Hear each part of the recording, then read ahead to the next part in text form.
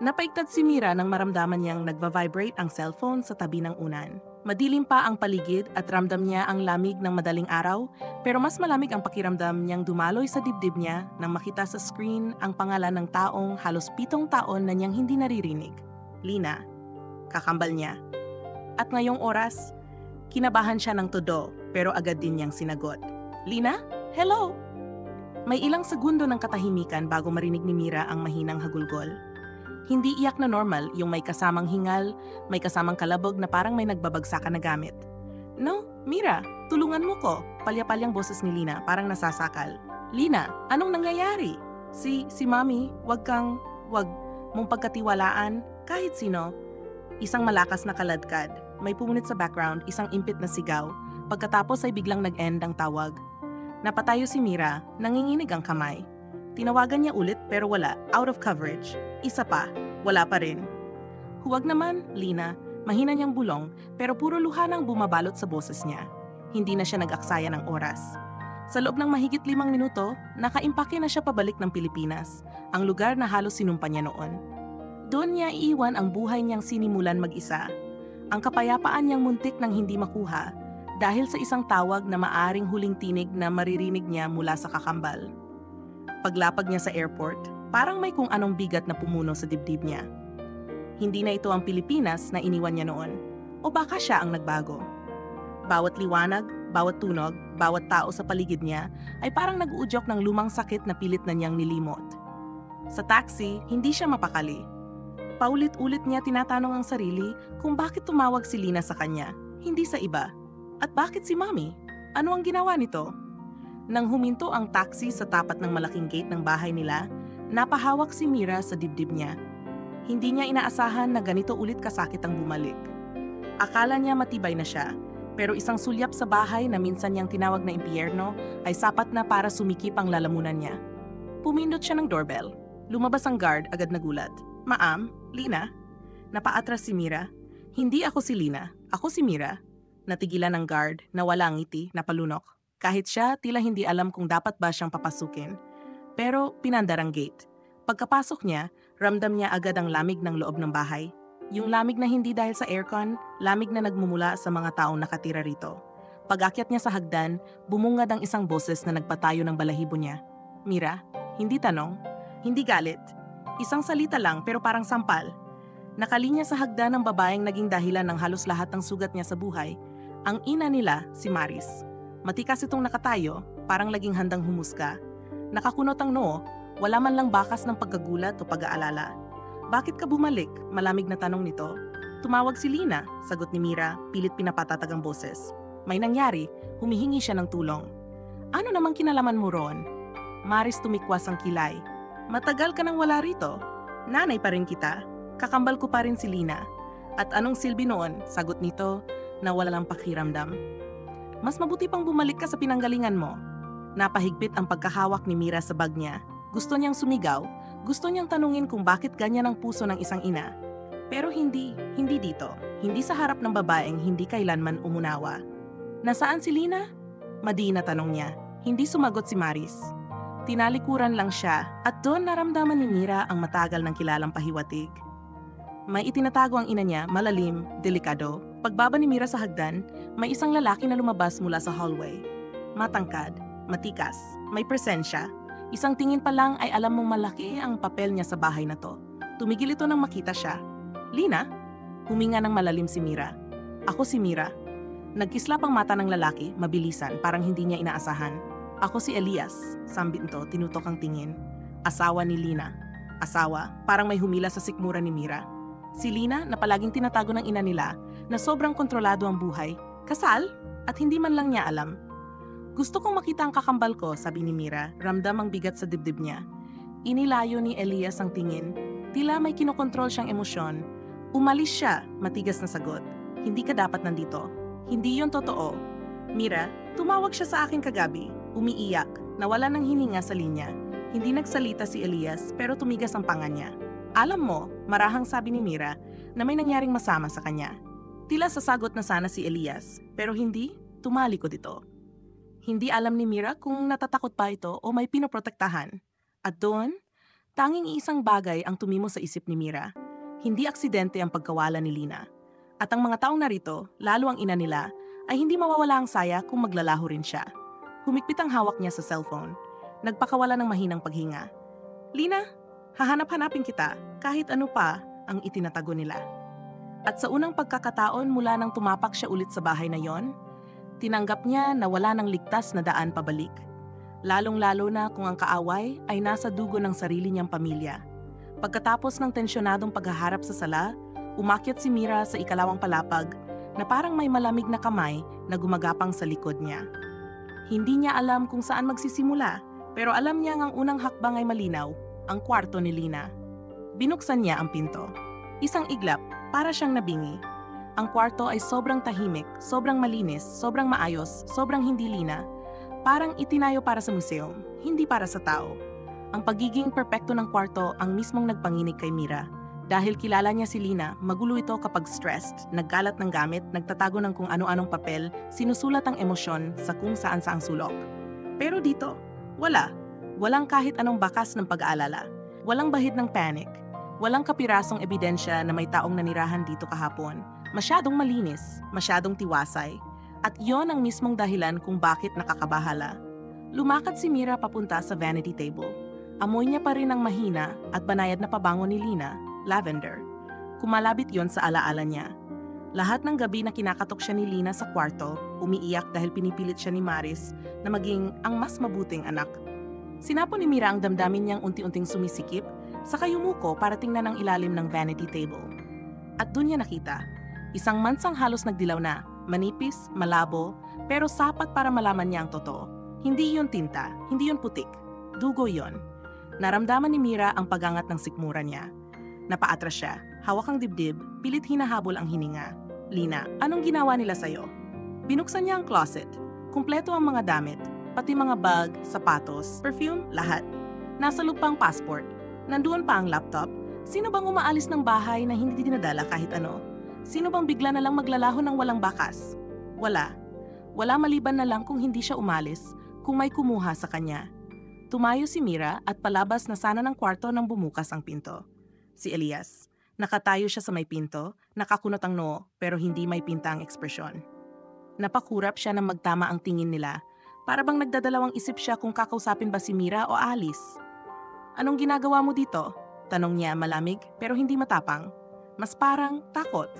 Hinahanap ang asawa mo, sagot ni Mira, walang paligoy-ligoy. At nakita ko na agad na hindi siya umalis. May dugo sa sahig, Elias. Dugo. Hindi gumalaw ang lalaki, hindi rin siya nagulat, at yun ang unang senyales na may alam siya. Yonay, wag mo akong bulahin, putol ni Mira. Hindi ako tatanga-tanga. May nangyari kay Lina dito sa mismong kwarto na to. At sa halip na magsalita ka, bakit parang mas takot kang malaman ko? Humigpit ang panga ni Elias. Mira, hindi mo naintindihan, bulong nito. Eh di ipaintindi mo, nasaan si Lina? Hindi sumagot ang lalaki. Lumapit siya ng kaunti pero hindi para manakot, para pigilan siya. Kung gusto mong mabuhay, umalis ka na lang. Parang may sumabog sa loob ng dibdib ni Mira. Pinigil niya ang mapamurang sagot, saka humakbang palapit kay Elias hanggang halos magkadikit ang mukha nila. Hindi ako alis habang hindi ko nakikita ang kakambal ko. Kahit anong sikreto ang tinatago niyo dito, kahit sino pang dapat kong katakutan, hindi ako babalik sa impyernong pinagtaguan ko ng walang sagot. Tumigil si Elias. Parang may lumalaban sa loob niya. Hanggang sa bigla siyang tumingin diretso sa mga mata ni Mira. At paano kung ikaw ang kailangan? Nagtili ang likod ni Mira. Anong ibig mong sabihin? Huminga si Elias ng malalim. Tumingin siya sa hallway. Sinigurong walang nakakarinig. Saka siya tumingin ulit kay Mira, seryoso, mabigat, parang may hawak na tinik na nagbabanta siyang isaksak sa gitna ng kwento. Kailangan kita para palitan si Lina. Napatigil ang mundo ni Mira. Hindi siya agad nakapagsalita. Hindi man lang siya nakagalaw. Bakit ko gagawin yon? Halos pabulong niyang tanong. At bakit mo ko hinihilingang maging siya? Dahan-dahang lumapit si Elias, mas malapit sa buong akala ni Mira ay kaya niyang tiisin. Dahil kung malaman ng board, ng pamilya ko, ng mga shareholder ng media na nawala si Lina, mahina pero matalim ang boses nito. Masisira ang lahat. At doon tuluyang nabasag ang katahimikan. Kung papayag kang maging si Lina, kahit pansamantala, tutulungan kitang hanapin siya. Naghalo sa loob ni Mira ang galit, gulat, pagkamuhi at takot. Gusto niyang sampalin ng lalaki. Gusto niyang sigawan na hindi siya bagay-bagay na pwedeng ipalit. Pero ang mukha ng kakambal niya ang lumitaw sa isip niya. At ang salitang paulit-ulit na gumugulo sa puso niya, "Tulungan mo ko." Unti-unti, tumuwid ang tindig ni Mira. Hindi na siya umiyak. Hindi na siya nagpakita ng panghihina. Hindi na siya tumingin sa paligid bilang bahay ng nakaraan, kundi bilang lugar na kailangan niyang kalabanin. "Okay," bulong niya halos hindi marinig. "Pero Elias, kapag nagloko ka o tinrider mo ako," tumawa siya ng mapait. "Ako ang magpapasira sa lahat niyo." Napakurap si Elias. Tila hindi niya inaasahan ang sagot na iyon, pero imbes na matakot, tumango siya, parang isang sundalong tanggap na ang digmaan. "Simula ngayon," marahan niyang sabi, "hindi ka na si Mira." Bumagsak ang hininga ni Mira pero hindi siya umatras. "Simula ngayon, ikaw si Lina." At yon ang simula ng pagsuot ni Mira sa balat, buhay at bangungot ng kakambal niya. Hindi bilang pag-arte, kundi bilang paglusong sa isang mundong kinain si Lina bago pa man siya makarating. Kung ang unang 2 araw ay mistulang paglalakad sa manipis na yelo, ang sumunod na mga oras matapos tanggapin ni Mira ang kondisyon ni Elias ay para namang paglayo niya mula sa sarili niyang katawan. Sa bawat paghinga niya, pakiramdam niya ay may humihigop ng lakas mula sa loob niya. Parang unti-unting hinuhubaran ang pagkatao niya para magsuot ng balat na hindi kanya. Kinabukasan, bago pa sumikat ang araw, pinasama siya ni Elias sa pag-ikot sa mansyon, hindi bilang si Mira kundi bilang si Lina. Kailangan niyang kabisaduhin ang bawat galaw, bawat tingin, bawat salita na ginagamit ng kakambal niya. Kahit ang paglakad ni Lina, mabagal, kontrolado, mahinahon, ay kailangan niyang kopyahin. Habang naglalakad sila sa pasilyo, naramdaman ni Mira ang pagdikit ng espina sa batok niya. Lahat ng taong makasalubong nila ay napapahinto. Tumitingin. Parang takot. Parang may inaabangan. Parang may alam sila. Parang gutom ang mga mata nila sa lihim. Sa gitna ng hallway, biglang humawak si Elias sa siko niya. Mahigpit, mabilis, parang may nakita siyang hindi dapat makita. "Don't look at him." Mahina pero matalim ang boses nito. "Sino?" Hindi niya maiwasang tanungin. Yung matandang naka-wheelchair sa dulo. Tumingin si Mira kahit bawal. Isang matandang lalaki, halos walang emosyon ang mukha, nakatingin sa kanya na parang sinusukat ang kaluluwa niya. "Si Don Emilio," sabi ni Elias, halos pabulong. "Ang founder, lolo ko, at ang taong pinakaayaw kay Lina." "Bakit?" Hindi sumagot si Elias pero humigpit ang hawak niya, tanda na kahit itanong pa niya, wala siyang maririnig. Pero hindi iyon ang pinaka-nagpagulo sa isip ni Mira. Habang papunta sila sa kabilang bahagi ng bahay, may naramdaman siyang kakaiba. May sumusunod. Hindi hakbang, hindi ingay, kundi tingin. Tingin na ayaw umalis sa batok niya. Paglingon niya, nandoon ang ina nila, si Maris. Nakatayo, nakatitig, hindi kumukurap. "Mukhang mabilis ka naman nakabalik sa dati mong ayos, Lina." Malumanay pero punong-puno ng laso ng sinabi nito. Nanginginig ang tuhod ni Mira pero hindi niya ipinakita. Kailangan niyang manatiling karakter. "May kailangan ka," sagot niya, ginagaya ang banayad na tono ni Lina. Tumaas ang sulok ng labi ni Maris. Unti-unti, parang may nalaman siya. "Kaya ko namang tanungin ang tunay kong anak." Lumapit ito ng dahan-dahan kung sino nga ba ang kaharap ko. Umangat ang balahibo ni Mira. Si Elias mabilis na tumapik sa balikat niya, tanda na kailangan na nilang umalis. Pero bago pa man sila makalayo, nagsalita ulit ang ina nila, mas mababa, mas malamig. "Alam ko na wala sa bahay na to ang isa sa inyo." Huminto ito. Ang tanong, sino? Nagtagis ang panga ni Mira. Naramdaman niyang tumaas ang pulso niya sa takot. Pero dahan-dahan siyang ngumiti. Yung ngiti ni Lina kapag may tinatago, "At bakit mo tinatanong, Mama?" Mahinahon, matamis. Pero may apoy sa ilalim. Mas lalo pang lumalim ang ngiti ni Maris. "So it is you." Isang iglap, kumabog ang dibdib ni Mira, parang natanggal ang hangin sa paligid niya.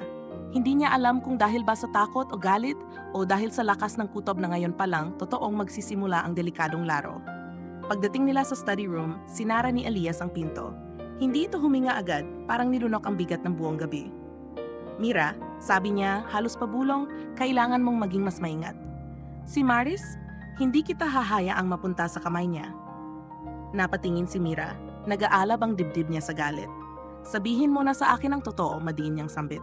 "Ano bang ginawa niya kay Lina? Bakit siya takot na takot? Bakit siya umiiyak kagabi na parang may papatay sa kanya?" Hindi agad sumagot si Elias.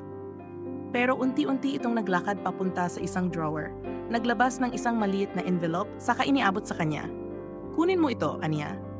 Pagbukas ni Mira, natagpuan niya ang litrato ni Lina. Kitang-kita sa mukha ang takot na hindi niya pa kailanman nakita sa kakambal niya. May pasa sa gilid ng labi. May gasgas sa braso. At nasa likod ng litrato, isang sulat kamay, iisang pangungusap. Kapag hindi mo kaya, sabihin mo agad. Hindi mo alam kung ano ang kaya niyang gawin. Nguminig ang kamay ni Mira. Hindi niya alam kung mas dapat niya bang katakutan si Maris o ang bahay na ito mismo. Hindi ko alam kung sino ang tinutukoy niya, sabi ni Elias. Pero malinaw ang isang bagay, takot si Lina sa taong kakilala niya. Kakilala namin? Tumango si Elias. Dahan-dahang napaupo si Mira. Nararamdaman niya ang bigat ng bawat lihim na unti-unting sumisira sa sikmura niya. Sabihin mo na lahat, bulong niya. Lahat ng alam mo. Huminga ng malalim si Elias. Tumayo sa harap niya at doon niya unang nakita ang panginginig sa nguso nito. Isang bagay na hindi mo makikita sa isang lalaking sanay maging matatag. Mira, kumalabit ang boses nito. Atensyon mo dapat to. Umupo ito sa tapat niya, nagtuon ang tingin sa kanya, hindi bilang Elias na asawa ni Lina, kundi bilang taong nagtatago ng kasalanan. May ibang lalaki sa buhay ni Lina. Halos hindi makahinga si Mira, ano? At hindi isa o dalawang beses. Elias, months Mira, months. Napapikit ito, parang nilamon ng hiya at sakit sabay. May lalaking mahal si Lina at gustong-gusto niyang tumakas kasama nito. Nanlamig ang batok ni Mira. Sinong lalaki? Hindi ko alam ang pangalan. Pero alam mo na may relasyon sila. Alam ko, sagot ni Elias, basag ang tinig. At may dahilan kung bakit alam ko. Tumayo ito, tumalikod, saka nagsalita ng mabigat. Dahil nakita ko silang dalawa sa mismong kwarto namin. Nagpanginig yon sa katawan ni Mira. At bago pa man siya makapagtanong ulit, lumingon si Elias. Mamasa-masa ang mata, puno ng pagod at puot. At sa tingin ko, yon ang dahilan kung bakit siya nawala. Natigilan si Mira. Parang lumubog ang sahig. Parang huminto ang oras. Elias, sinasabi mo ba? Umiling ito, mabilis, pero may takot sa boses. Mira, hindi ko kayang sabihin totoo, pero posibleng walang ibang may dahilan para patahimikin sila. Huminto ito. Hindi na itinuloy, pero sapat ng titig nito para maintindihan ni Mira ang buong pangungusap. Maliban sa mismong taong nagmamay-ari ng bahay na to. At doon nagsimulang mamuo ang takot sa puso ni Mira. Hindi na dahil sa pagkawala ni Lina, kundi dahil sa napagtanto niya. Ang pamilyang dapat kumukop, maaring sila mismo ang pumatay. Ang bahay na dapat tahanan, maaring siya mismo ang hukay. At ang taong nagbigay sa kanya ng ultimatum, maaring siya ang tumapos sa buhay ng kakambal niya. At ngayon, siya naman ang ginagawang kapalit. Hindi na alam ni Mira kung ilang oras siyang nakaupo lang sa gilid ng kama ni Lina, hawak pa rin ang lumang litrato at ang sulat na parang unti-unting umuukit ng apoy sa dibdib niya. Ang mga sinabi ni Elias ay parang mga basag na salamin na pinagtatabi niya. Pero habang mas lalo niya itong iniisa-isa, mas lalo niyang nararamdaman ang gilid ng talas nito. Hanggang sa napagtanto niya ang isang bagay, kung totoo na may ibang lalaki si Lina, at totoo rin na may nakakaalam sa pamilya na iyon, ibig sabihin ay hindi mawala si Lina nang hindi alam ng kahit sino.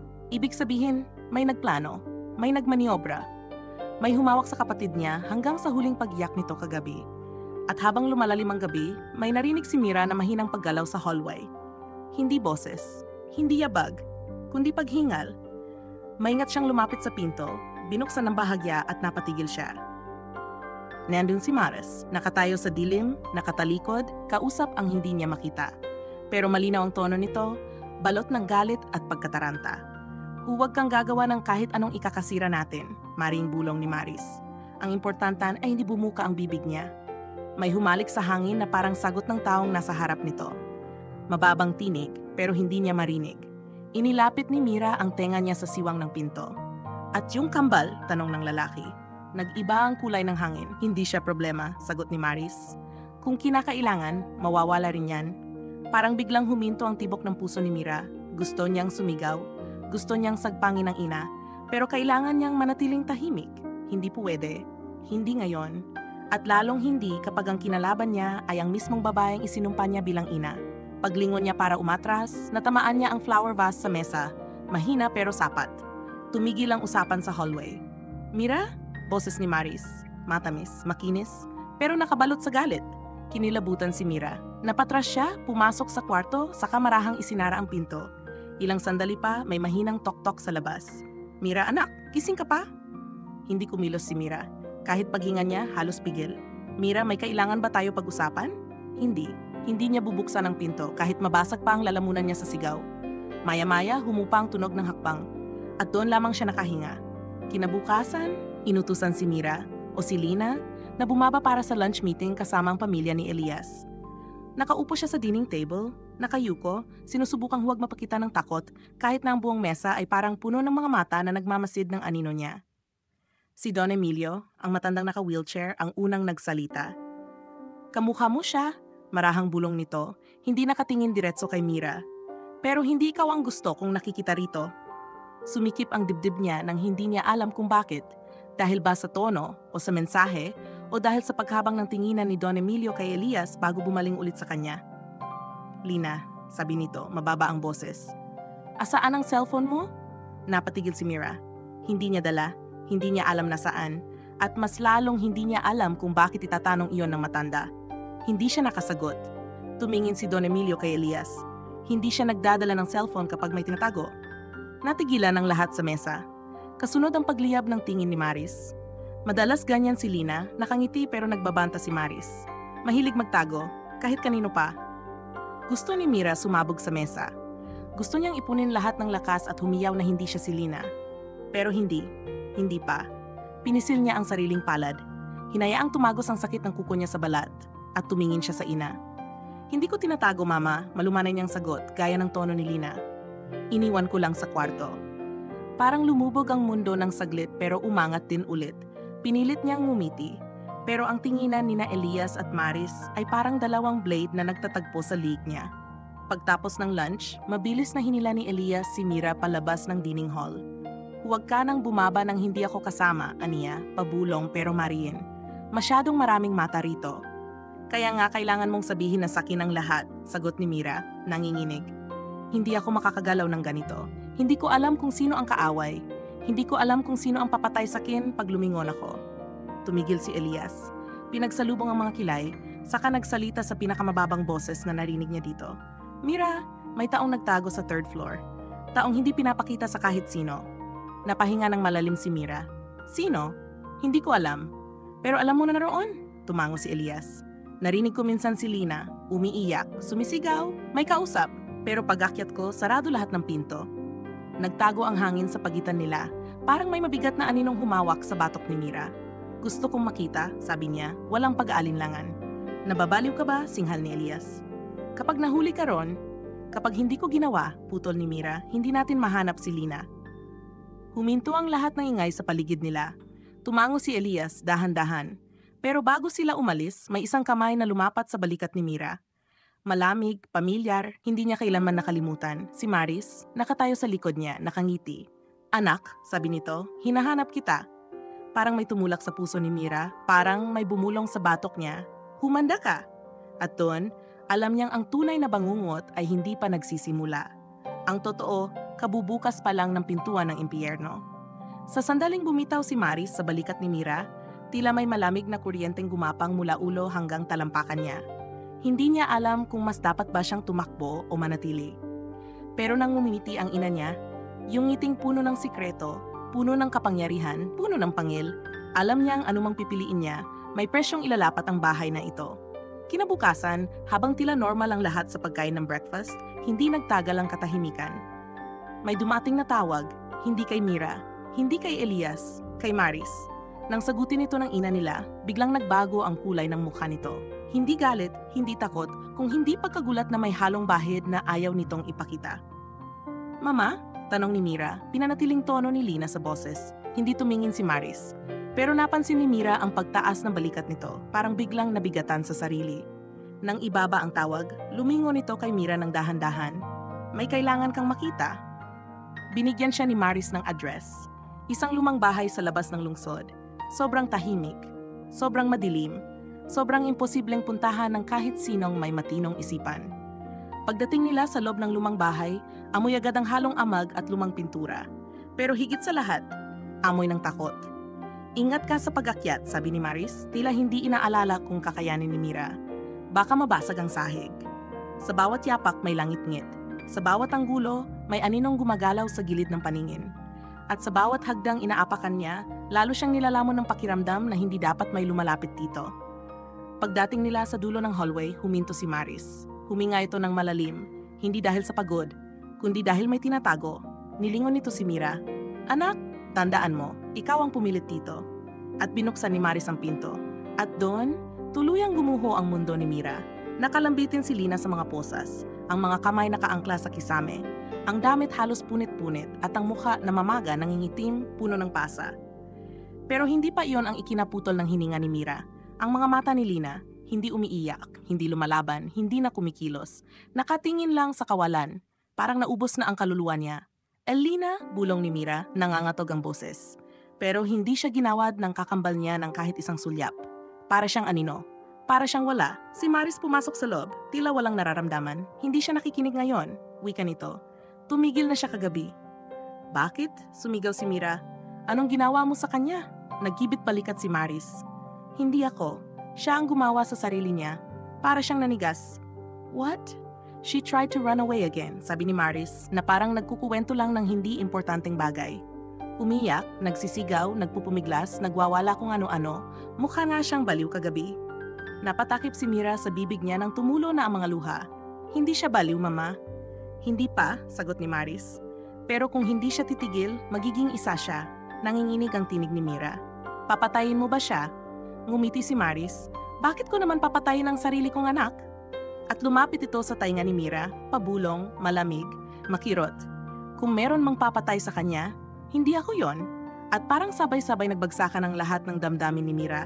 Galit, takot, pagkamuhi, panlulumo, hanggang sa naging isang malaking sigaw sa loob ng dibdib niya. Lina. Hindi niya maalala kung paano siya napayakap sa kakambal niya. Hindi niya namalayan na tinatanggal na niya ang posas. Hindi niya narinig ang paghabol ni Maris sa kanila. Ang tanging nasa isip niya, hindi ko siya iwan. Hindi ko siya iwan muli. Pagkalag niya kay Lina, bumagsak ang katawan nito sa mga braso niya, parang isang basang damit. Mainit. Hingal. Sobrang hina. Pero buhay. Lina, bulong ni Mira. Nandito na ako. Nandito na ako. At doon, sa unang pagkataon mula na mawala si Lina, kumura pang mga mata nito. Maliit, mabagal, mahina, pero may buhay. Mira? Parang sumabog ang dibdib niya sa sakit. Sa sobrang sakit. Yes, ako to. Muling pumatak ang luha ni Mira, pero hindi na dahil sa takot. Dahil sa wakas, may nakabalik sa kanya. Bumalik sila sa mansion. Si Lina nasa isang private room. Si Mira basang-basa ang puso ng galit at si Maris nakatayo lang sa gilid parang walang nangyari. Pero nang magkaharap sila muli, tumingin si Maris kay Mira, hindi bilang ina, hindi bilang babae, kundi bilang kalaban. Sana, sabi nito, banayad at malumanay, hindi mo ginawa ang desisyon na yan. Humigpit ang panga ni Mira, hindi mo na ako kayang kontrolin. Huminga si Maris ng malalim. At yan ang pinakamalaking pagkakamali mo. Kasunod noon pumasok si Elias, mukhang nahintakutan sa nakita. Pero bago ito makapagsalita, tumingin si Mira sa kanya. Tapos na niya, hindi na ako si Lina. Hindi na tayo magpapanggap? Hindi na. Tumingin si Maris sa kanila pareho. At sa isang iglap, parang may napigtal sa katahimikan ng buong bahay. Ngunit ang sumunod na salita ng ina nila ang tuluyang nagiwa sa kaluluwa ni Mira. Hindi mo alam kung ano ang ginawa ng kakambal mo. Nanginginig si Mira. Anong ibig mong sabihin? Kung bakit niya kailangan mawala? Sabi ni Maris, tila may lihim na tinatago sa ngiti nito. Kung bakit may nagpapahanap sa kanya ngayon at kung bakit hindi ka dapat makita nila. At doon bumagsak sa lupa ang mundo ni Mira. Hindi lamang sila naghahanap kay Lina. Hindi lamang may nagtatago ng katotohanan. May taong gustong patayin silang dalawa. At yon ang araw na ginawang malinaw ng tadhana. Hindi katapusan ang pagkakahanap kay Lina. Simula lang ito ng giyera. At si Mira, hindi na niya pwedeng takbuhan ang anino niya. Kailangan na niyang lumaban. Tahimik ang buong bahay pero hindi tahimik ang loob ni Mira. Kahit saan siya tumingin, pakiramdam niya may matang nakatingin sa kanya. Sa bawat hagdan na inaapakan niya, sa bawat pintong binubuksan, sa bawat hiningang pilit niyang pinapakalma. Hindi mawala sa isip niya ang huling sinabi ni Maris. Hindi mo alam kung ano ang ginawa ng kakambal mo. Tumingkad ang mga salitang iyon sa utak niya. Hindi dahil naniniwala siya agad, kundi dahil alam niyang may tinutukoy ito. May hindi niya alam. Laging ganoon si Maris, hindi magsasalita ng walang armas na hawak. Umikot siya sa hallway papunta sa kwarto kung nasaan si Lina. Tahimik sa loob. Tanging mahinang tiktak ng wall clock at hum ng aircon ang maririnig. Binuksan niya ang pinto. Nakasandal si Lina sa headboard, maputla pa rin, nakabalot ng kumot pero gising. Ang mga mata nito, na dati reflect ng pilit na perpeksyon na gusto ni Maris, ngayon ay puno ng pagod, puno ng takot, puno ng mga bagay na hindi dapat naranasan ng isang tao. Twinnie? Mahina nitong tawag nang makita siya. Laging ganoon mula bata pa sila. Kahit ilang taon nang lumipas, hindi nagbago. Lumapit si Mira at umupo sa gilid ng kama. Hinawakan niya ang kamay nitong nanginginig pa rin. Kumusta ang pakiramdam mo? Tanong niya, kahit alam niyang walang matinong sagot sa tanong na yon. Parang nananaginip pa rin. Mahina ang tawa ni Lina pero agad ding napalitan ng hinga na may kirot. Parang anytime magigising ako tapos babalik ako sa buong gulong to. Gising ka na, sagot ni Mira, pinisil ang kamay. Nandito na ako, hindi na kita iwan. Napakurap si Lina at sa unang beses mula nang makita niya ito ulit, tumulo ang luha nito ng tahimik. Mira, bulong nito, sana hindi ka na bumalik. Parang tinuhog ang puso ni Mira. Anong ibig mong sabihin? Tumawag ka sa Kin. Humingi ka ng tulong. Umiling si Lina, bahagya. Oo, nung una. Pero nang nagsimula na, nang nakita ko kung gaano kabaliw yung mga taong nakapaligid sa Kin, na-realize ko, hindi ako dapat humila pa ng iba. Humigpit ang panga ni Mira.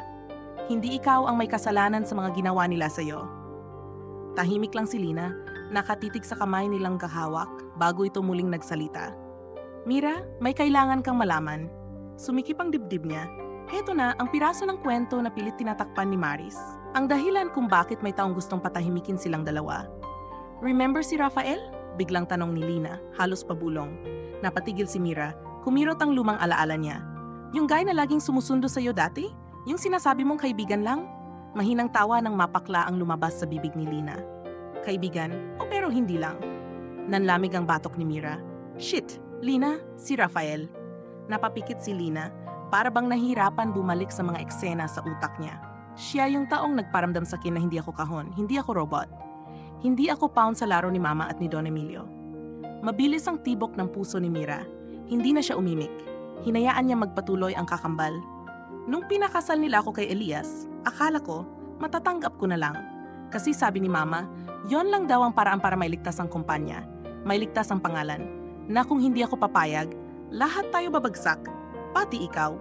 Napalunok si Mira. Hindi siya nagulat. Ganito ang ina nila. Laging may sakripisyong nakapackaged bilang pagmamahal, pero sa dulo, sarili lang nito ang pinoprotektahan. Pero hindi naging madali pagpapatuloy ni Lina. Wala akong naramdaman kay Elias noong una.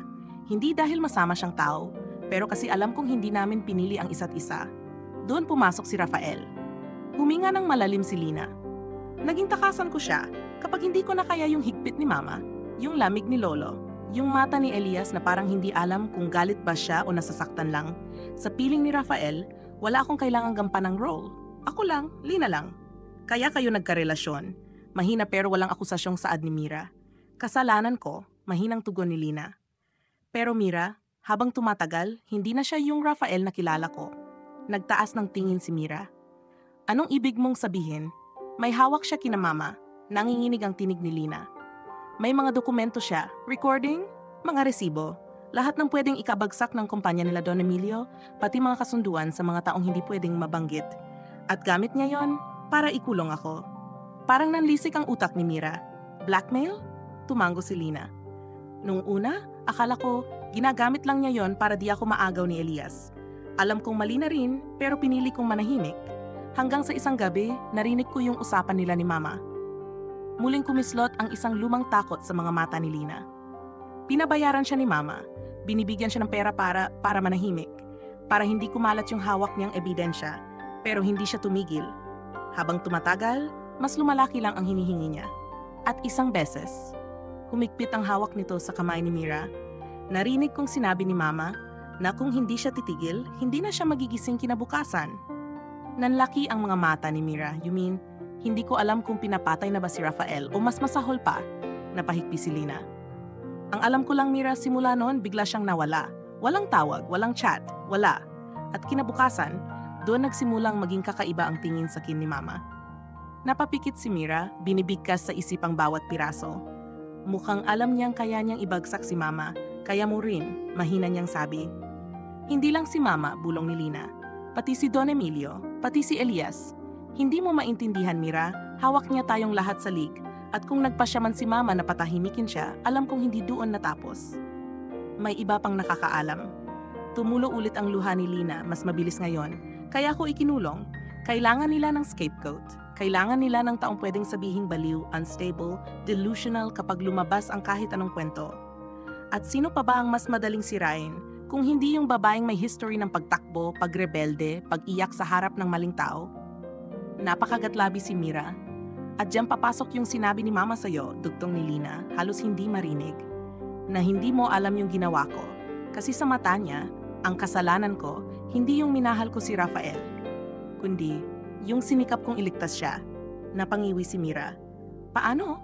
Nakipagkita ako sa kanya huling beses nang wala pang nangyayari sa akin. Napayo ko si Lina. Dinala ko yung mga dokumentong na-access ko sa loob ng kumpanya para may hawak siyang mas malaki kaysa kay Mama para kapag sinubukan siyang galawin, may masasabog rin pabalik. And, usisa ni Mira, halos wala ng hininga. Kinagabihan, nabalitaan kong may natagpuang sasakyan sa bangin. Sunog.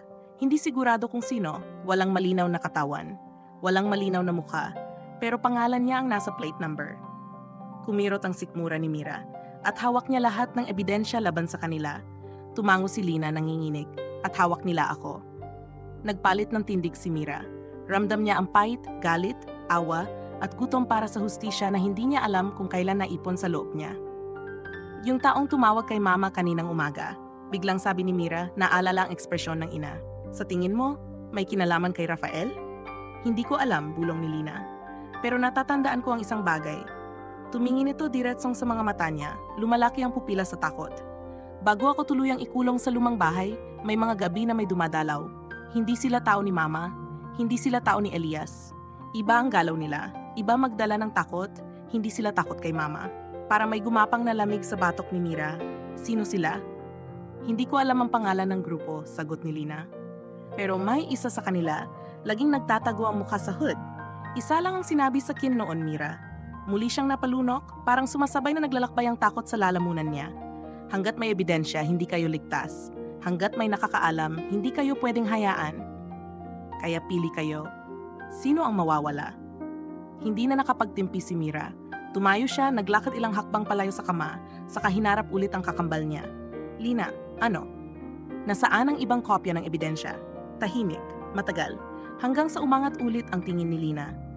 Hindi ko dala, hindi ko tinago sa kin. Kahit ipilit nila, alam kong kapag sa kin nakadepende, mamamatay ako. Nasaan? Ulit ni Mira, mas mariin. Sa taong alam kong hindi nila aasahan. Bumigat ang hangin. Sa isang taong, akala nila wala nang babalikan ang pamilya natin. Sunod-sunod ang tibok ng puso ni Mira. Lina, huwag mong sabihin. Tumango ito, mabagal, puno ng pag-amin. Sa'yo ko pinadala, Mira. Bulong nito. Mga taon na ang nakakalipas. Bago ka umalis noon, naka-encrypt. Nakatago sa isang account na alam kong hindi mo rin binuksan kasi hindi mo alam na meron. Nanlaki ang mga mata niya. Yung random email na ginamit mo lang minsan noong college, na hindi mo ginagalaw ngayon, na parang nakalimutan mo na. Parang biglang may sumiklab sa isip ni Mira. Mga password na minsan niyang ginawa, mga username na minsan niyang tinawanan. Mga gabing nag-aaral siya sa abroad, feeling niya may nag-email pero puro spam lang. Hindi niya sinilip lahat. All this time, bulong niya, all this time, hawak ko yung bomba at hindi ko alam. Exactly, sagot ni Lina, mapait ang ngiti. At kapag nalaman nila yon, Mira, mas gugustuhin pa nilang maglaho tayong dalawa kaysa sa lumabas ang totoo. Hindi na alam ni Mira kung paano siya nakaupo sa study room ni Elias nang hindi sumasabog. Nakatingin lang siya sa laptop, humihingi kay Elias ng stable na connection habang pinapakinggan ang mahinang paghinga nito sa kabilang upuan. Sigurado ka ba rito? Tanong nito. Kung totoo yung sinasabi ni Lina, hindi basta-bastang bagay ang babasahin mo. Kung hindi ko bubuksan, mamatay pa rin kami, sagot ni Mira. Hindi inaalis ang tingin sa screen. Tahimik. I'm sorry, mahina ang boses ni Elias. Naabutan kitang ganito. Tumingin siya sandali kay Elias. Nakita niya ang bigat sa balikat nito. Ang magabing siguro hindi rin natutulog. Ang takot na nanggaling hindi lang kay Lina, kundi sa mga taong mas makapangyarihan pa sa kanilang lahat. May kasalanan ka rin, diretso niyang sabi. Nakita mong nasasaktan siya pero hindi mo siya inilayo.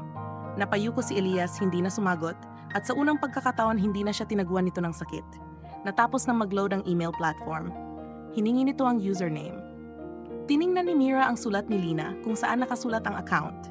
In-encode niya, password. Napatingin siya sa kisame, pilit inaala ang utak niya noon.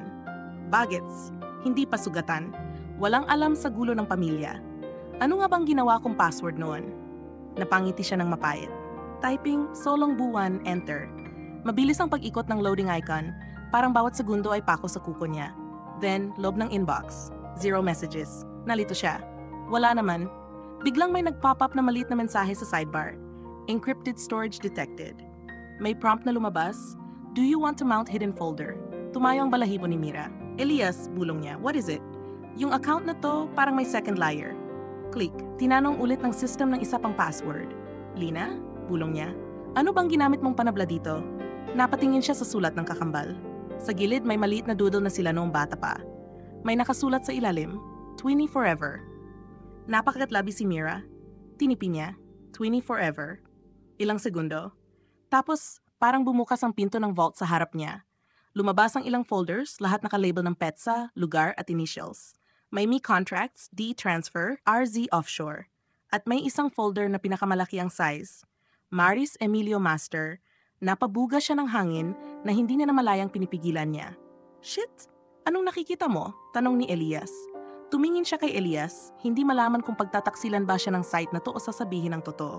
Kumbaga sa chess, sabay tingin ulit sa screen, nandito na sa kin lahat ng piraso. Anong ibig mong? Hindi na natapos ni Elias ang tanong, dahil biglang namatay ang ilaw.